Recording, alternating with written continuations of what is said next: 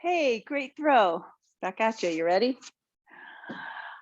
Hey, everybody. This is Dara Connolly, your fearless confidence coach. And in this video today, I'm going to teach you how does a coach give his team more confidence. Let's do it.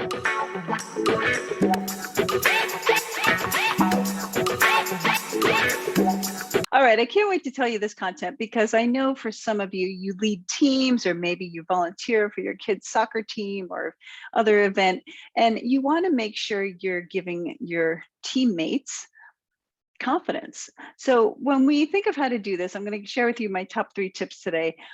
This is going to be something that helps you in any environment, whether it's work or recreational. So tip number 1 is a good leader knows how to treat each member with respect. Look, nobody likes a coach or a leader that makes them feel like they're less than. And remember the last time you were on a team, whether it was a corporate team or a sporting event, you want to know that your coach is there for you and pulling for you more than anyone. They got your back. They're not going to root against you, and they want to see you rise up because they respect you. You know, in fact, the best coaches know how to look at themselves as part of the team. They're not separate. They're part of the team, and they build up the whole team together. It's an equality. So we want to think of our team that we're leading as equals. And if you can look in from the outside at your team, no one would be able to know who the leader is. You know, way back when I was teaching, when I was taking martial arts, I remember my dad pulling up to the studio one day and he was watching from the car. They had the big windows open. It was like a giant warehouse where they opened the wall window. And he said to me, it would be really interesting if everybody took off their belt and you would watch the students do martial arts to see who was the instructor and who was the kid. If you take away the qualifier of who says I'm the leader and who says I'm the student, it would be an interesting thing, right? So think about that. If you were to watch or observe your team or the environment that you're leading, how would they know you're the leader? If you can't tell who the leader is in the team, that's actually good in a way, because what I want you to do is be part of the team, not separate. So a good leader is just like all the members of their team. Of course, they come up when there's an area that needs to be led or a problem, they step up. But for most observers, they wouldn't know who the leader is. Hopefully that will stick with you. Okay, tip number 2 of what a coach does to help their lead their team with confidence is a coach is 100% positive. A coach will never bring out the failures or all the things a person did wrong. Boy, this is a tough one where a lot of coaches fail because they think that if they yell at somebody or say, you know, you did that wrong, that it's going to motivate them. But if you are 100% positive, the people are going to be more motivated to work harder.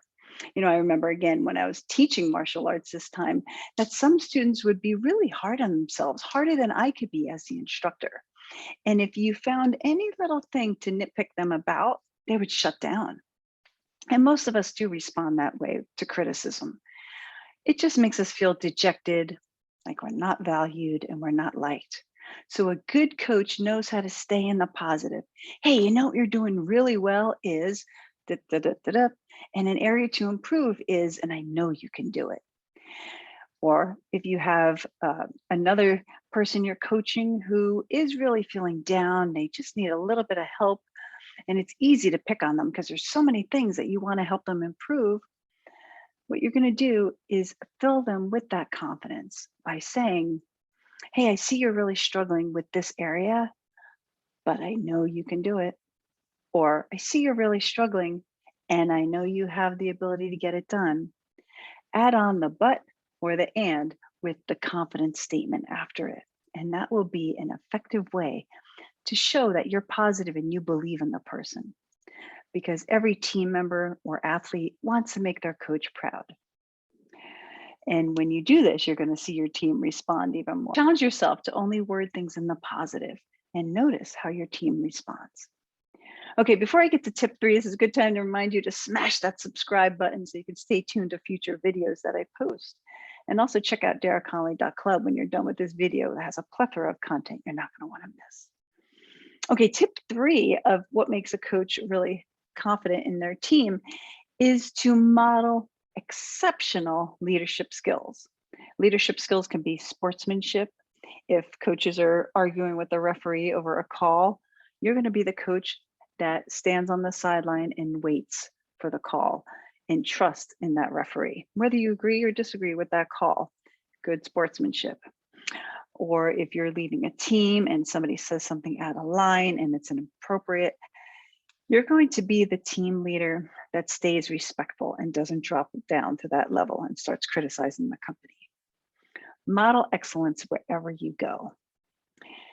Maturity comes with excellence. Responsibility comes with excellence.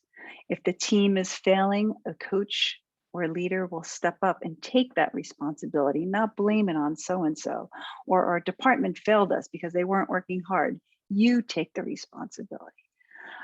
I'm going to take the responsibility that we didn't meet our numbers, or it's my fault that we couldn't crush this season the way we wanted to, guys. I am real excited to lead you with more skills for the next game. Take the responsibility off of the players or the teammates. They know that they were involved. They know what part they did or didn't do.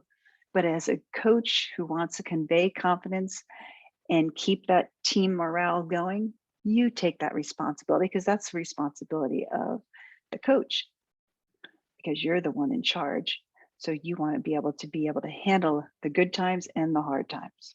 Look, leadership is not saying I'm in charge, you are my followers. I believe in you. That it's about saying I believe in you, and I'm here to provide you the skills to help us all grow and be better. That's what a good coach, a confident coach does. They believe in their team and they help them grow together.